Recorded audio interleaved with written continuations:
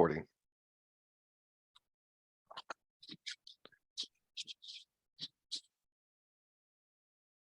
Hi, everyone. Welcome. We're going to get started in a few seconds. We're watching people come in. There's a lot of people going to be on. Thank you for joining today. Okay, this is recorded, so we're going to kick it off. Hi, everyone. Thank you so much for joining this webinar today. We are excited. My name is Brodie Wise. I'm the EVP of Business Development and Marketing here at ITS. I'll be your host and moderator today. Once again, thank you for joining. We have an incredible panel that answer a lot of questions about AI and test development. And if there's other things that get brought up, we're going to probably jump into those too, depends on time. The conversation really began earlier this year at ATP. We had a lot of great discussions. ChatGPT came out. People are trying to figure things out. And the purpose of today is to ask anything. But we're not starting with the baseline, things that we started with. We're going to get into the more in-depth discussions and the things that you have real questions about. So that's where you come in. It's an Ask Me Anything format. What you'll see in the bottom of the user interface for Zoom, there's a Q&A feature. What I need you to do is any type of question that you have, please submit those questions there. And then there's also, you'll have the ability to rate those questions, like tag them so they get higher rated. So then we focus on those questions first, second, and third. The webinar will be recorded. Then after it's done, in like a day or two, you'll get a link for the webinar and you can watch post webinar. So in case you miss something or need to hop off. At the end of the survey, there you will get, don't close too quickly. We'll send it at the end of the Zoom meeting, you'll get a survey and we want to get your feedback on suggestions for additional topics. We're really excited about this one. Well, without further ado, let me start talking about the all-star panelists to talk about AI and test development. First, let me begin with Bridget Hurd. She's the SVP of Program Management and Project Management Office at Pearson VUE. Bridget is a dynamic and accomplished individual with expertise in diverse fields, known for exceptional leadership, creativity, and unwavering commitment to making a positive impact on society. Then we have Liberty Munson, who is the leading figure in the certification industry, serving as the Director of Psychometrics for Microsoft Worldwide Learning, overseeing development of valid and reliable assessments for the Microsoft Technical Certification Program, while championing innovative approaches to assessment design in the future certification. Next, we have Marc Weinstein. Marc has practiced law since 1998 and is renowned as a sought-after speaker and writer about legal issues impacting the testing industry, recognized for his contributions to publications and conferences, and provides legal services to organizations that use to make important decisions about people. In addition, he serves as an executive at Cavion. And last but not least, we have Pat Ward, President and CEO at Internet Testing Systems. He is a leader in the assessment industry of blending technology expertise and the innovative assessment concepts, with over 30 years experience and recognized for significant contribution to the field. So with that, with all these people, here's the best part about those intros. Those intros were mainly written by ChatGPT and just modified a little in some cases. Can you believe it? They sound so great. I mean, I didn't have to do much. So now we're going to start jumping into questions. And this is where I think they're going to, we'll just jump right into the first one. So the first one's by Kelly Britton. And it says, let me get it at the top. It's jumping around pretty quickly. How many of you on this webinar are already using ChatGPT or AI to generate test items for your high-stakes operational exams? You know, with that, I'm going to turn it over to you, Bridget, to kick it off. Uh-oh, I didn't expect that. I think we have a polling question that we're going to actually try to get at, right? Yep, we will do the polling question in a few minutes. We have a perspective. So I'm glad that you did mention that our bios were written by ChatGPT, because I don't think anybody recognized me from that ChatGPT. I would say when we think about this question, I'm going to answer it from the perspective of what we're seeing with our clients. We've got, I would say, categories of clients. I'm afraid. I don't know where to start. I'm just going to keep listening and gathering information. I'm going to dip my toe in it, but I'm not going to go too fast because I'm still afraid. And this is why Marc is going to be so important on this call. I don't really understand the legal implications, or how do I minimize my risk if I jump all in. And then the other ones that are just full bore, I'm jumping in because that's the way they learn. That's how they want to kind of diagnose and understand what's going on, et cetera. So I'm going to frame it as the categories that I see people in today. And I think these conversations are intended to help folks further move them into a category they think they should be in, even though I think right now people aren't sure where they should be. Thank you, Bridget. What about you, Liberty? Since you're the main test program person here on the webinar. Well, I think we should approach this with caution with our high stakes exams for a lot of reasons. I think a lot of the concerns that I imagine all of us have, but Microsoft is all in with AI, as you can imagine. So we've been told to figure out how we can use AI to change the work that we do and make us more efficient and more effective. And so we are starting to dabble in this for some of our lower stake stuff, like the knowledge checks we have on Learn, some of the practice assessment content that we create and things like that.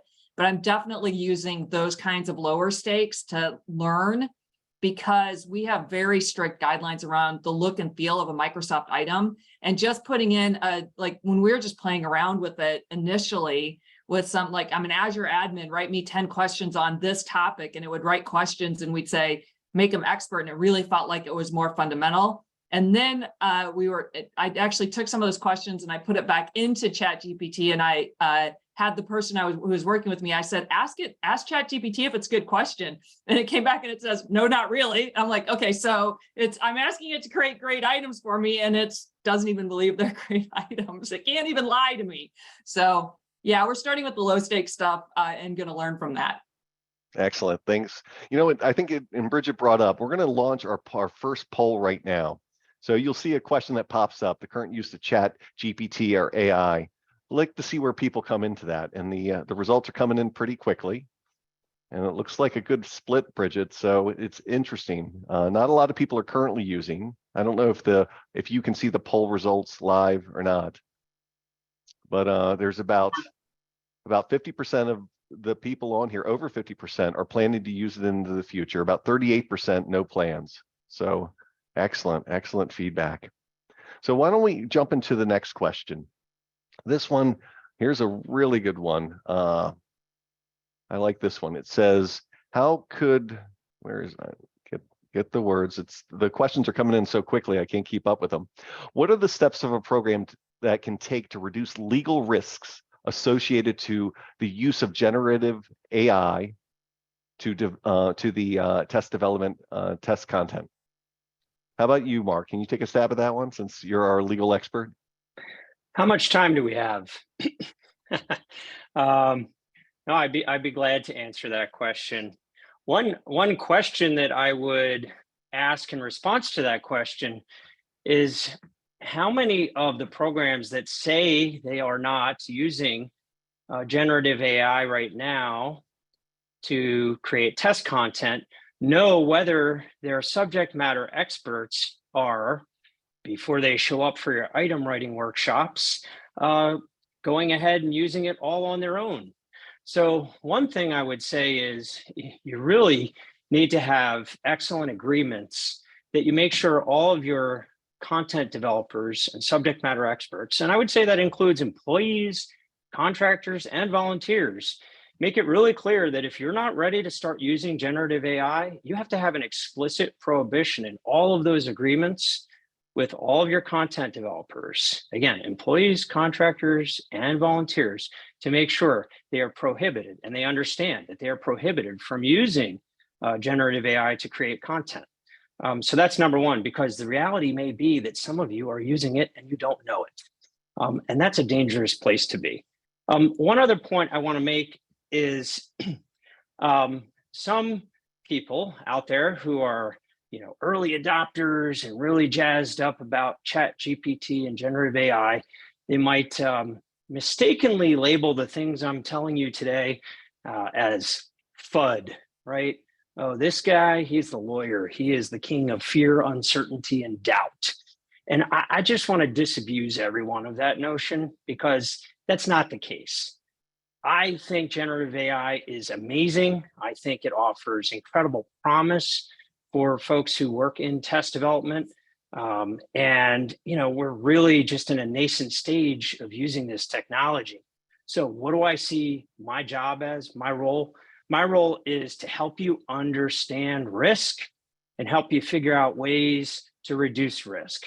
So if you're going into this, you're going into this with your eyes wide open. I don't think it should be a legal decision about whether you use generative AI to develop test content, but I think you're being reckless if you proceed without getting a legal opinion and really understanding the risks and at least figuring out, hey, well, is the business case here to do this? Is, you know, sort of, is it worth the risk? So there are some risks. What are they? The risks are with your inputs, your prompts, right? And your outputs. The first one I'm going to mention is confidentiality. And you may be surprised, but whoa, why isn't the lawyer talking about copyright right away? I'll get to it. But confidentiality is a big issue, right? Because in ChatGPT, which is like this public facing platform, whatever you put in there, it's not confidential, okay? So let's be real clear about that. Also, they are using your training data on ChatGPT. Forgive me, they're using your inputs and your prompts as part of the training data. So that means other users are going to benefit from your inputs and may ultimately be able to access some part of your inputs and prompts. Okay, what about the outputs? Same thing on ChatGPT. The outputs are not confidential, okay? So if you are trying to create secure test content using ChatGPT, I think that is probably something you will just want to be really aware about. It can't be secure. There's nothing secure about it. So what can you do to at least address that particular issue? Well, one thing you can do is use an enterprise level solution that provides state-of-the-art data security features and includes in the enterprise level agreement a confidentiality provision. And this is not like a far-fetched future state situation. Microsoft offers GPT-4 through Azure in a setting, in a very secure setting that has already been declared HIPAA compliant, okay? So it can be done. In addition, OpenAI isn't the only game in town. You know, there are other large language models, including one developed by Meta called Llama. There's another model called Alpaca. Did you know that you can actually, these are open source large language models that you can install locally? Like, that's huge. If you can have your own large language model and create a generative AI platform that no one else has access to, my goodness, that's great. So that's something you want to think about or consider, whether it's Microsoft Azure or some other platform. Security and confidentiality are key. And I'm going to move this as quickly as I can because I don't want to monopolize the time here, but I want to talk about the copyright issues. And I want to point out copyright isn't the be all end all. There are other ways you can protect your test content. Okay, one example is using the Defend Trade Secrets Act. Okay, and in order to have a trade secret, you actually have to take steps to ensure that the information is in fact kept secret. So those first solutions I talked about, which maintain confidentiality, that's critical. Anyone who has access to your test content needs to have a non-disclosure agreement. And you don't need to register anything under the Defend Trade Secrets Act. And you have the same kinds of enforcement tools available to you under the Defend Trade Secrets Act that you have under the Copyright Act, and you don't have to worry about registration. So I would strongly encourage you to speak to your counsel about the ability to use the Defend Trade Secrets Act to protect your test content so that you don't have to worry about this whole copyright bugaboo. But last but not least, the copyright bugaboo is a real thing because we are in a state of uncertainty about the data and content that was used to train these models. We know, for example, with ChatGPT, the model was it was scraped from the internet. All the data was scraped from the internet over a period of a few months. It ended in September 2021. That means everything on the internet, that's a lot of stuff. And guess what? Much of it is owned by people and companies and copyright protected. Now, if you are using that data and you create outputs and you incorporate those outputs into your test, and someone comes along, maybe it's a competitor in the same certification space. Maybe it's someone who works in education. There are lots of different kinds of educational tests and assessments, right? And they come and they look at your content and they say, oh my goodness, that's pretty much our content. Oh, and yeah, our content was out there on the internet. Oh, you used ChatGPT to create this, or fill in the blank large language model. You may have a problem, okay? So what can you do? If you want to use these models, you have to use licensed or public source training data. Public source means nobody owns it, okay? So I want to be clear about that. However, there are models for licensing these data.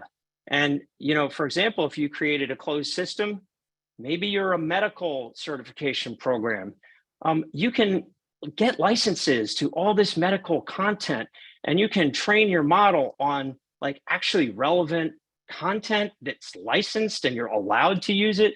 And then whatever comes out, you have a high degree of confidence that no one's going to come at you later and say, hey, that's mine. So I've been talking for way too long. I'm going to stop. I know there's a lot of questions and I have a lot more to say about it, but I'm just going to turn it back to you, Brodie, and continue to for more questions and see if I can contribute. Great. No, it's it's insightful, Marc. I feel like I just gained a law degree by listening to you in this area, so this is good. No, but I think, Marc, you're bringing up a lot of things that a lot of people have questions and concerns about. And the problem is there's too much stuff for us to get into for today, but it's just getting them to start thinking about it. One of the next questions that's really that got brought up, that there's a theme in a couple of the questions below, but it got a lot of ranks.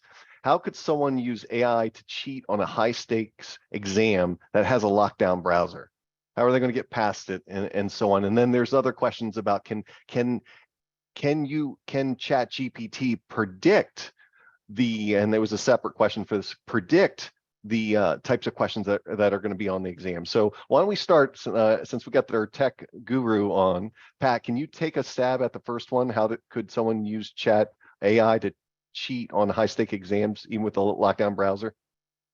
Yeah, that actually was a question Liberty asked just yesterday about this. And it's an area that ITS has spent a little bit of time on, because one of our focal points is the secure browser. We have actually created a tool that can sit kind of in the background and answer the questions as you navigate through the test automatically.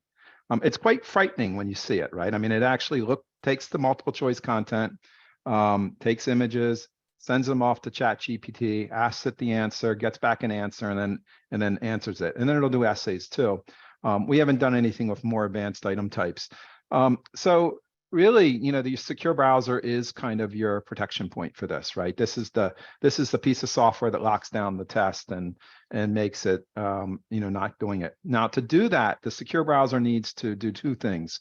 One of two things, really. The software that cheats basically does a screen scrape. It's pulling off all the content that's on the item in the question, and then it's basically sending that off to the internet, to the ChatGPT to do the answer. So you can either block it through the internet communication and block it from communicating to something external, or you can block it through getting it off the screen. The best is both. Most people will probably tell you their secure browser does this. Most people would not be correct, that it is actually possible to screen scrape it, and it's a lot easier than you might think if you have the right technology to do it. It's an area that's a real challenge to deal with. So there's a couple of things you can do to prevent it. One is just making sure that your secure browser and you've tested against certain things and you've got a good solution there. Advanced item types create some challenges for this, right? So it helps if you have an advanced item type that's not multiple choice. It doesn't fit into the Chat GPT side. Though even in that case, it can sort of take a prompt and give you some information to sort of do things. You might think images might stop it too. Like if I have an image with text on it, that might be a way. It doesn't. You can screen scrape text off the images. It's like it didn't really matter. So the big thing to take away from this is that this is a new threat in cheating that we've never seen before. When you had proxy testing, you basically had to invite somebody else into your life, somebody on your computer, somebody nasty, right? Somebody you didn't want to really have a relationship with. This is writing a piece of software that anybody can run on a machine and basically take a test remotely and cheat, and you'll have no idea they're doing it. And that's pretty frightening. That is frightening. Liberty, how do you feel about that? I'm freaking out. Which is why I asked the question from Pat yesterday, was because I had heard that there was a way with APIs that even with browser lock, if you set up the API and you know the time and you can time them to launch at certain, there's no way to stop it. And so you can actually have access to Chat GPT while you're taking the exam and nobody would even know. And so I do think that the thing about proxy testers is you knew you were getting into bed, for lack of a better word, with someone who was probably going to steal a lot more than just your, they probably were not doing it out of the kindness of their heart. But with this, right, it's like, it seems safe and innocuous that I'm going to have a relationship with this technology, and if I just have the right software. So I do think it's something that we have to reimagine, not only the way we think about security, but I do think to some of the stuff that Pat alluded to, the way we write our questions and the types of questions we ask, and maybe even reimagine how, like, if people are going to try to use Chat GPT to cheat, then how do we maybe reimagine the questions we ask, knowing that they're going to try to do that? So what do those questions look like? How do we make sure that even if they got access to Chat GPT, it wouldn't help them in an unfair way? Thanks, Liberty. What about you, Bridget? Your hand was raised. Yeah, I just wanted to add a couple things. First of all, thanks to Pat for, buzzkill right out of the gates here. So now everybody's afraid if they weren't already. We didn't actually talk about the other part of the question you asked, which somebody had asked about sort of can Chat GPT anticipate the next question's coming? I'm not going to answer that as yes or no, because that'd be foolish, because I could be proved wrong instantaneously, I'm sure. But I would just point whoever asked that back to what Marc said. You have to pay attention to how did you actually generate these items, right? Were you using an open source local install scenario where you had everything just in its own little shell, or were you an open, source where everybody else's data is there? So I would just caution folks to recognize the more you put your item data out there for others to see, the more likely bad things are going to happen. And I think from a security standpoint, we do to what Liberty said, we just have to acknowledge this is another security element that we have to address. It's always the whack-a-mole game as it relates to security, which is not a technical term. So I think that resonates with everybody, but making sure that you're constantly thinking about how do you make it harder for folks who we know are going to try to cheat. I think what Liberty was getting at, though, that makes more people nervous is you used to have to be a really bad actor to cheat.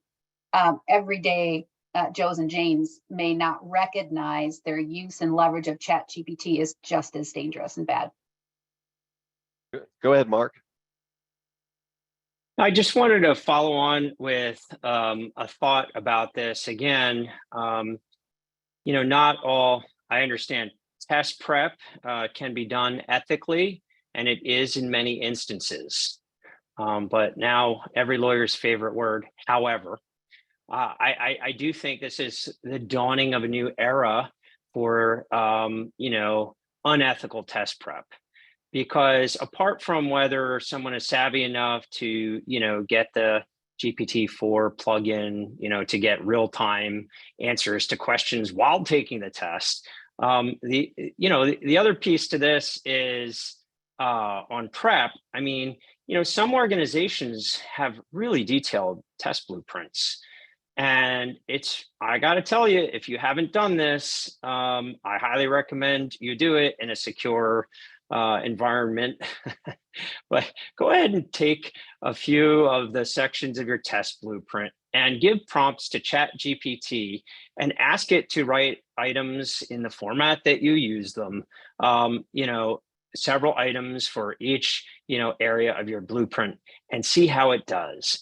I can tell you that these may not be items that are gonna do real well in review, but it's pretty frightening from a test prep standpoint about how effective ChatGPT is at predicting exactly the kinds of questions you want to ask about your subject areas and standards.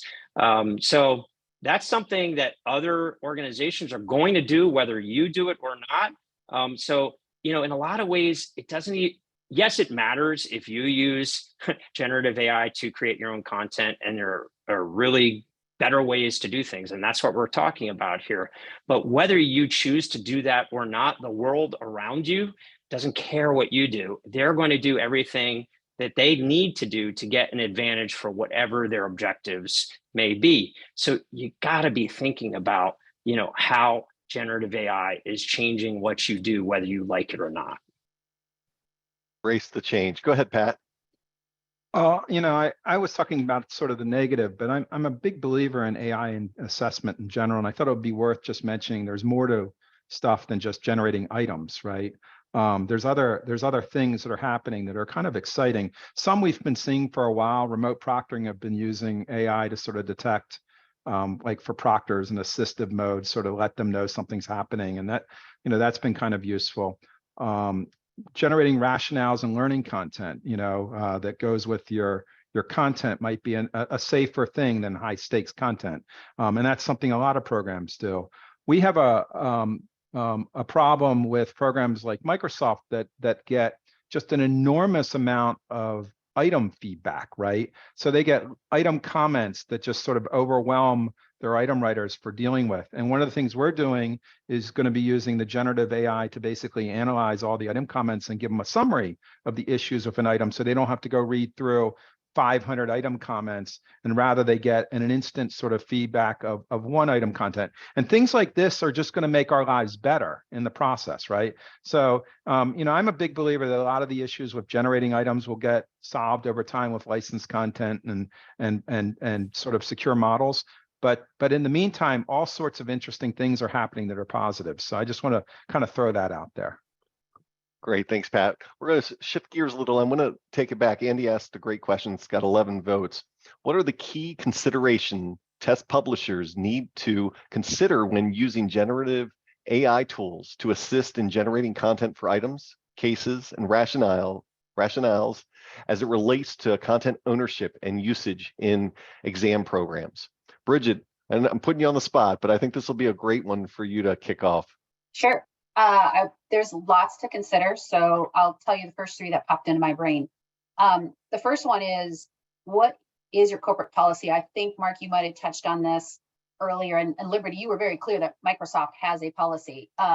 We also have a policy. So from a organization standpoint, no one in your test publishing world or any world should be actually utilizing it for work activities until, as a corporation, as an organization, you've said, here's our policy. So here are the parameters, right? If you're thinking about a road you're driving down, there better be some rails to help keep people in line. It's really, really important. You then need to translate that into, how do you define that for your subject matter experts? So now you've let other folks, Marc covered this, what are your policies that you have with those folks? But it's not just policies. I think you need to give them clear examples, because I think I shouldn't say we've all, those of you who have gotten to ChatGPT, you're like, oh, I'm going to ask it this. And then you're like, well, that's kind of cool. And then the next thing you know, it's like TikTok and you've been on it for 30 minutes and you don't even know where your time went. I think your subject matter experts are going to get a little excited and maybe go places you didn't anticipate. So I would recommend parameters, but then having some check-ins, some recheck-ins, and monitoring kind of what they're doing. I think it's super important. And then also hugely important, especially right now, where is your human factor in that entire process? So Marc brought up that poor lawyer who's been in business for 30 years, got in trouble for he used Chat GPT to help, and some of his sources weren't even legit. So if you're gonna create items with it, where's your human factor? What is the role of it? What kind of subject matter experts are in that venue? What does that look like? You kind of have to redefine your process almost. Great. Thank you. Anyone else want to weigh in? I do. So I want to hit on the very last bit of what Bridget said, because generative AI is a storyteller, not a truth teller, right? I heard somebody early on when we started talking about this say this, and it's just really resonated with me. And I think that what this means is our SME, you have to have SME review. For high stakes content, you're going to have SME review, because right now it's making stuff up. And it sounds great. Like when I just read it, I'm like, wow, this sounds really great. And then you just start thinking about what it says, and it's like, but it doesn't make any sense, or it's not real, and it's not true. And so I think this means our SMEs have to be different. They actually might have to be super SMEs to recognize when something is not actually true. When we first started playing around with this, it was making up names of features and functions in Azure, for example. Now this was really before, this was kind of really early in thinking about using AI to create content. And my SMEs were like, is that real? Because Microsoft's moving so fast that the SMEs literally thought it was something that was real, and they went and did a little research, and they're like, oh wait, it made it up. So the SME review is going to be different, and I think it's going to mean what makes somebody a SME is also different. So just kind of keep in mind that with high stakes stuff right now, you can't trust it. You have to use some caution, and what that means for your process is it's going to change, and it means who your SME is probably changes too. Thanks, Liberty. Pat, you raised your hand?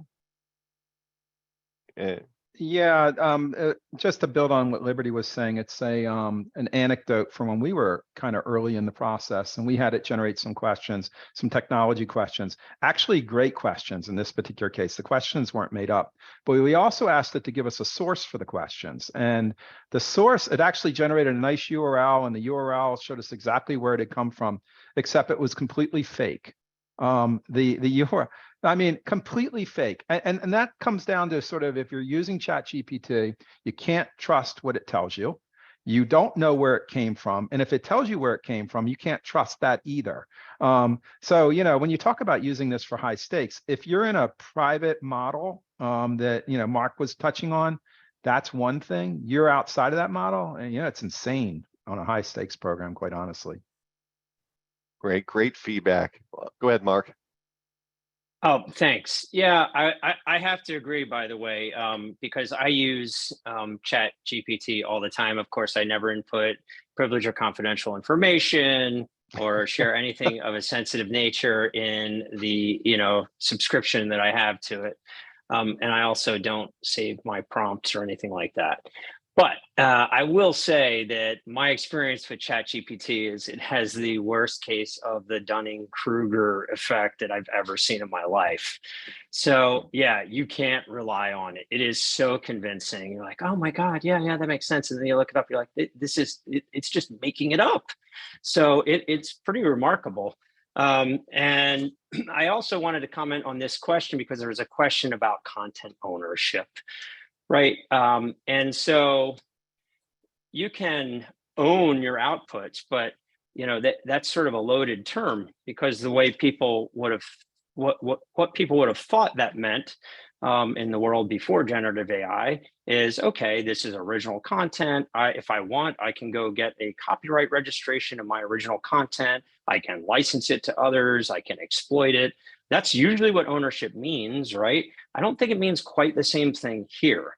The case law is quite clear, and the Copyright Office has made it clear that if you have content generated by generative AI, first of all, if you seek a copyright registration, you have to disclose any component of your content that was created by generative AI. And I will say, if what you're asking for is a copyright registration in content that is strictly created by generative AI, don't waste your time. It's strictly prohibited. Copyright registrations can only be issued for content created by human beings. And that's been the law for quite a long time, and nothing's changed yet. Now, what the Copyright Office has made clear in guidance is, it's possible that the selection and arrangement, if sufficiently creative, of content created by generative AI may be capable of copyright registration. Well, that's really interesting. It's sort of an esoteric point, though, because I want to be clear, if you go for, like, say you create a test form and there's 200 items in it, and you're submitting that for registration, and it's all generative AI created content, but you're saying, no, but it's we're going to get the registration and the selection and the arrangement. Great, but do you realize that that means that the content itself, if someone goes in and grabs 5 of your items and copies them verbatim, you can do literally nothing about it, okay? Because the registration only applies to the selection and arrangement of the content. Now, if someone took your form and copied it in its existing layout, okay, then you might be able to sue them for copyright infringement, but that's not really, that's not the kind of infringement that occurs in my experience in the testing world. People don't really care about your selection or arrangement. Bad guys, bad people, cheaters, fraudsters, they just want your content, and it doesn't frankly matter what order it's in. Now, can you also do anything with the generative AI created content? You would have to so substantially modify it by human beings that it basically doesn't look like what came out from the generative AI platform. So at that point, you may be able to get a copyright registration in the actual content, but you'd still have to disclose your process.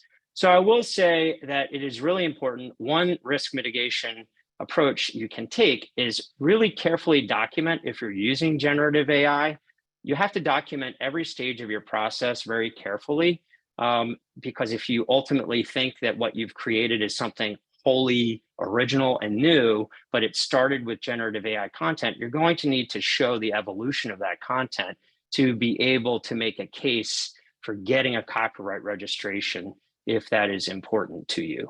Now, copyright registration isn't the be all and end all. You can still, do a lot of different things with the content, even if you can't get a registration in it. But one thing you won't be able to do is sue people for infringement if other people have substantially similar content. I'm going to stop. Good stuff, Marc. Thank you. I'm going to shift gears again, something outside this because it's got the highest rating at this point. Apart from generative AI being used for test development, how have assessment companies been using AI and what benefits have they seen?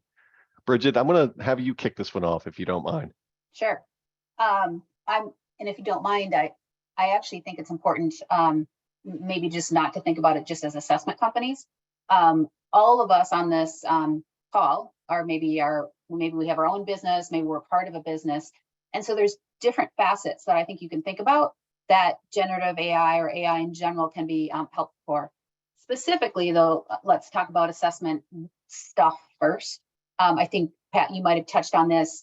We've got folks that are using it for scoring, right? If you got essay scoring going on, you've got some AI. It's not necessarily generative AI, but I think the question was about AI in general.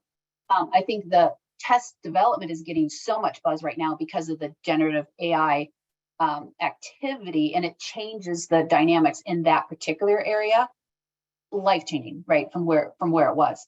But there's other things, right? Remote proctoring. AI has been useful in that space. I agree with what Pat said, though, along with human. I think where folks get nervous is if the AI bus is in charge and there's no one else checking its work. And I do think that's actually where ChatGPT is actually helping. I hate to say the hallucinations can be good, but I think it is causing pause for people and a recognition that if you're going to leverage AI in whatever area, where's your human touch? Where's that human factor that's validating, et cetera? But the other thing that you should think about as an organization is what kind of customer service areas do you have as an organization where AI can be useful to you? Where could it save you time? Think about all the documentation that's out there. If you've got call center folks answering things, think about IMs, you've got chatbots. How do you help your stakeholders get better at their jobs and help your constituents get answers faster, because you're leveraging AI for work that historically has just been this brute force folks. And I would challenge everybody to not think about it as a generative AI equals test development challenge. It's more of an AI, how can I rethink how I do business today, and think about functions in your business, not just, oh, I'm creating an exam. Yeah, well, no, thank you, Bridget. That's really good insight. And Pat, it's funny, I was going to put you on the spot, because when we get into new other ways of using AI and so on, like one of the things I thought was interesting is the creation of images that you can use for things, or the flow of things. But Pat, can you just jump in a little? You're muted. That creation of images is sort of amazing. We deliver the Adobe program, and we were looking, they just added a new product, a feature called Firefly, and it generates images based on some prompts, and it's stunning. Literally, it's fabulous to look at, to see what people are doing out there. And there's some other companies that are doing stuff, but there is a lot of, AI is all over our industry. Bridget hit, I think, most of them. I would just add a few more things to it. The translations is part of AI, that whole thing. Automated translations is becoming much more common in the IT space, especially. So we're seeing a lot more things there. I think the image and video generation that we just sort of touched on is part of that as well. I mentioned using AI to sort of summarize like item comments and candidate feedback and SME feedback. There's some interesting work being done by a couple of companies in those areas that's kind of fun. And Bridget mentioned the support side, and chat bots is another one we're seeing a lot of that are kind of out there. So another one that's been around for a long time that I would kind of put in the AI machine learning space, but it's maybe people don't really think of it in that kind of space, but would be the actual test generation, where it considers all the constraints of a test and figures out how to put together a test. And sort of that sort of side is just a variation that we've had for a long time, but part of it. So this machine learning AI stuff is a big part of it, and generatives is just sort of this new piece that's really coming out in a big way. Great, thanks, Pat. I'm going to shift gears again, and Sherelle asks a great question, and really, I think it's a multiple level question, even though she starts on part of it. She said, when translation costs are high, what level of risk do we have in putting them into the banks to translation tools? Is it the same risk as generative AI? And then I think the second part of that question is, when we talk about costs are high, are we saving money by using this type of stuff? Where's the pros and the cons come from that? So Liberty, why don't you start off on this one? So I think the tools are different. So this isn't a generative AI solution tool. We're talking about tools, more of an AI tool, right? A translation tool. And if you look at how Microsoft does it, what Microsoft does is we actually put everything into what we call translation memory. And so as we translate words, we have a memory bank, so we don't have to retranslate that word every time. And so what ends up happening is we build up this massive bank of words, millions and millions of words, that then we only have to translate new words. So we've been doing this for a very long time using the same set of tools. And so we don't have to, like, every year we're adding just not on the realm of millions of words, because, but we're adding more like thousands of words because we have such a big bank. But I haven't ever worried about the security of our tools for translation, because it's a completely different process, and it's not really exposed in the same way when you talk about generative AI and the models that are used to train that. Maybe I should. Don't freak me out. No, you're right. It's not. It's safe. They actually have licenses that say stuff like that they don't keep it. It's not a large language model like these other things. Great. All right, Marc, you wanted to chime in? Just on the legal front, with translation, I think you still have to be concerned with bias, right? And there may be, depending on the nature of the test, a concern, particularly if you're operating in the EU, you'd have to disclose that you used, I think, generative AI to translate, or any kind of AI, any automated process for translation. And if decisions are being made on that, if there's any kind of concern about bias in the translation process, so that the intended audience, isn't, really, that there's some kind of quality problem, frankly, with the translation, such that the people who need it are, not, there, in other words, there would be construct irrelevant factors, contributing to a test score. And I think we would all agree that's a bad thing. So I do think, you still have to be concerned about quality control when you're using, from a legal standpoint, when you're using an AI tool for translation purposes. Great, thanks, Marc. You know what? I'm going to start. We're got about 14 minutes left. We have another poll question. I'm going to let run in the background while we keep jumping to the other questions, because it's interesting about legal uncertainties. So I'm going to launch that one. Everyone should see it. Jump in, and I'm going to switch it to another question, and hopefully we can start shortening our responses just a little bit. But Jim is asking, how are you handling references when creating items if an AI engine is creating the items? It's a great question, and I don't know if we have a good answer. What do you think, Pat? Bottom line, I mentioned this earlier, the references are not reliable. You can't count on them. If you have a closed system where you know where they come from, you can at least know it was restricted. So that's good. Otherwise, you pretty much have no idea. There are, examples out there where people are, copyrighted content has been proven to be just basically copied and come back, like especially in code, where you ask it to generate code and it's given back exact examples of real licensed code that's out there. You have to be super careful. And I think it's impossible actually to be careful enough, quite honestly.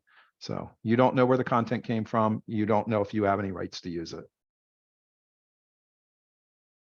Great. Well, I'm going to share the results of the poll. Hopefully, can you all see the results? Yes.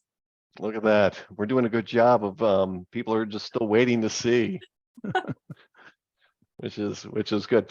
So let me just see if there's another key question worth jumping into, because we're running short on time. There's a question, this is more for you, Marc, is what percentage of credentialing organizations, or actually maybe you, Bridget, what percentage of credentialing organizations are currently copywriting their items on their exams? How does this relate to copyright excluding statements of facts, since some argue that examination is fact-based? I wish I knew the answer to that question, so I'm not going to pretend I do. I can tell you the Copyright Law Office is entirely backed up since COVID. So even if somebody is copywriting, you are waiting in a queue that's longer than it should be. And actually, I'm going to ask a question to Marc when we pop over you, Marc. I am curious what that does to an organization who has fully, submitted the copyright information and they're just waiting in queue because it is so long.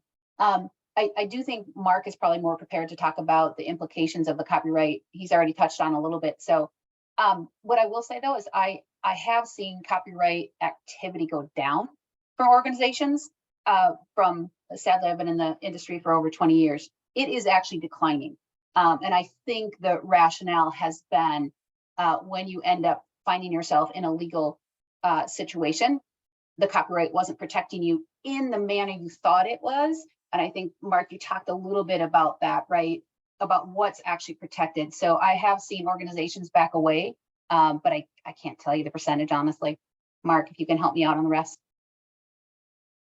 Sure. And of course, I have no way of knowing what the percentage is. And, when the pandemic hit, and they shut down the in-person examinations at the Copyright Office, and they actually didn't have a solution for well over a year to do remote examinations of secure test registration applications. I published an article on LinkedIn about the value of the Defend Trade Secrets Act, and I mentioned it earlier today. And I hope if you have a secure high stakes test, if you take anything away from what I said today, write down Defend Trade Secrets Act, ask lawyer, because honestly, you have the same kind of remedies available to you. It's a federal Trade Secrets Act law, and you have the same kind of remedies available to you that are otherwise available only with a registered copyright. You just have to demonstrate that you use commercially reasonable methods to protect the confidentiality of your content. And if your content is, sort of stripped of its value by losing its confidentiality, that's kind of a secure test, then you probably qualify under the Defend Trade Secrets Act. And there have been various courts that have held that secure test content, with very minor exceptions, courts have held that secure test content is a trade secret. So I want to encourage you to really consider your ability to harness that law.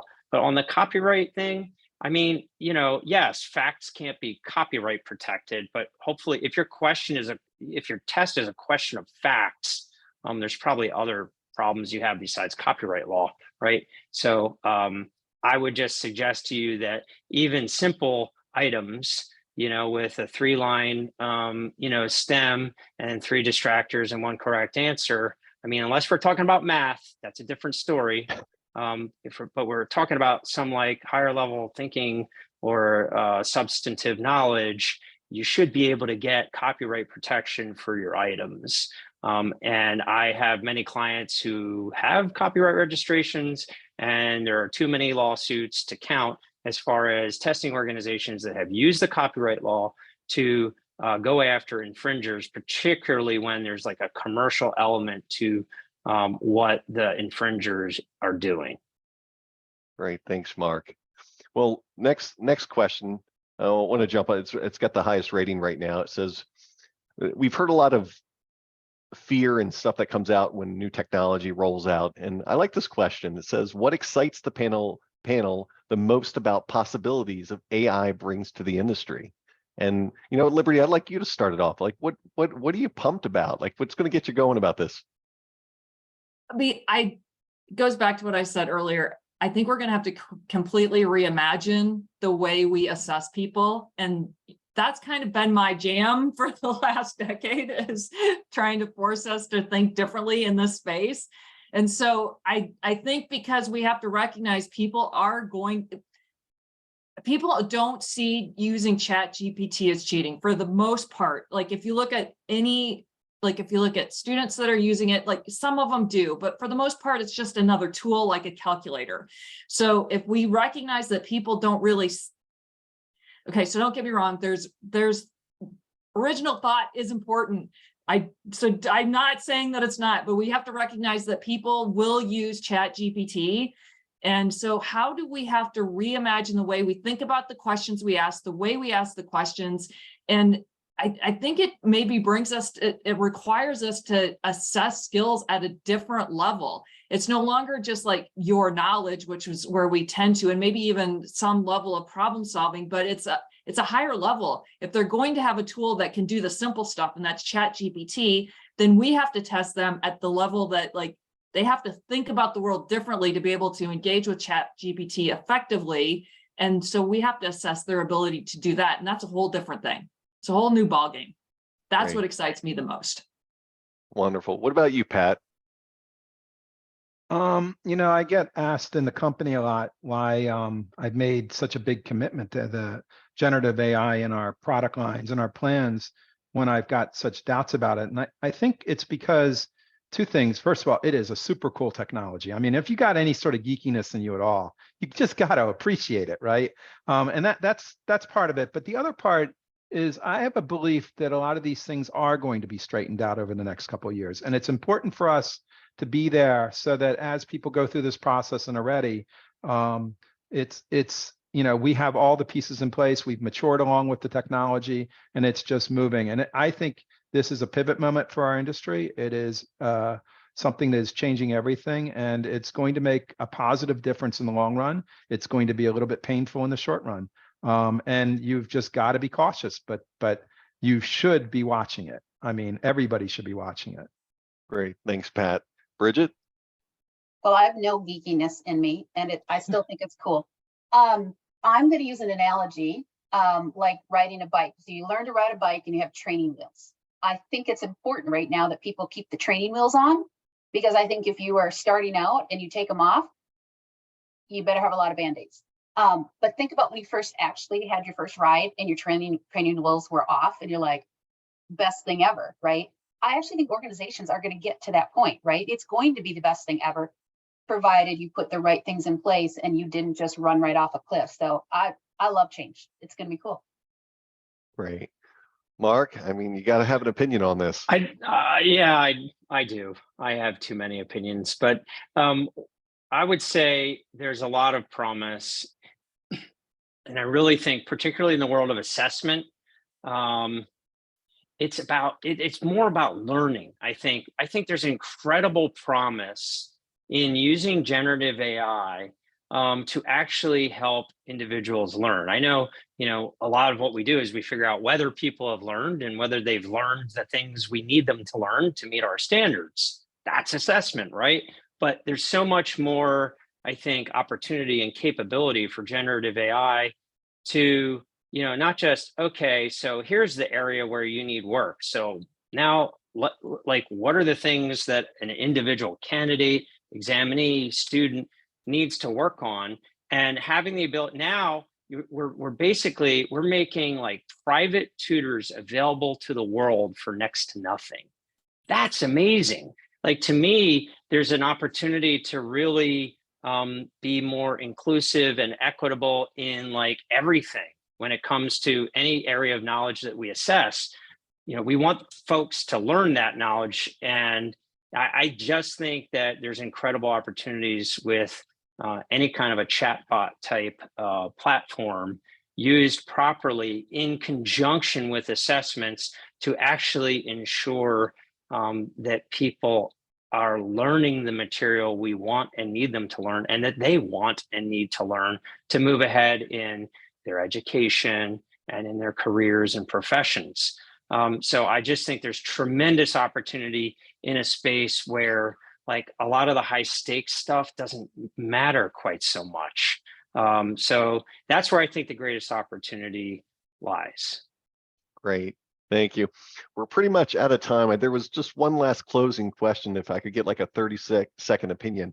Has your opinions changed about this when you first started hearing about it and today, as it's shifting over 2023, as you've learned more? Just 30-second answer. Why don't we start with you, Bridget? Yeah, it has 100% changed. And I think it will continue to evolve until more structure gets around it. But it's actually, it's increasing for the better, right? As far as my opinion, I'm getting more excited about it the more I learn. Excellent. Pat? Absolutely, it's changed. Cheating being a big threat, did not consider that initially. Prompt engineering, sort of this next generation skill, that's sort of like something I've been learning about. And just the idea of using generative AI in ways that have nothing to do with generating items. It's been kind of cool. Thanks, Pat. What about you, Liberty? I think that I'm more excited about it, but the prompt engineering thing is really fascinating to me. That's the art of this, and that's what's really cool. And I think that's really the future of assessment. Yeah, I mean, especially since you've been working on this stuff for 10 years. I mean, come on. How about you, Marc? Oh, definitely. Because I see, the technology evolving so quickly. And, the companies and people are in this space recognizing the need for certainty around IP issues and for data security and confidentiality, and doing things very quickly to address those concerns. And, so I'm encouraged, and I do think that the technology is going to be in a much better place even a year from now. And some of the concerns that I've mentioned may even be addressed with potential new laws. So I think there's a lot of reason for hope. And, I'm eager to see how things are going to unfold. Excellent. Well, thank you for joining and sharing your insights there. For you out there, there's going to be a series of things throughout the year where we're going to talk about this stuff more, get back together in conferences, more webinars. We'll see what we can put out there. But thanks for joining, and we'll get this stuff out to everyone post. Take the survey. Have a great day. Thanks, everybody. Thanks, Brodie.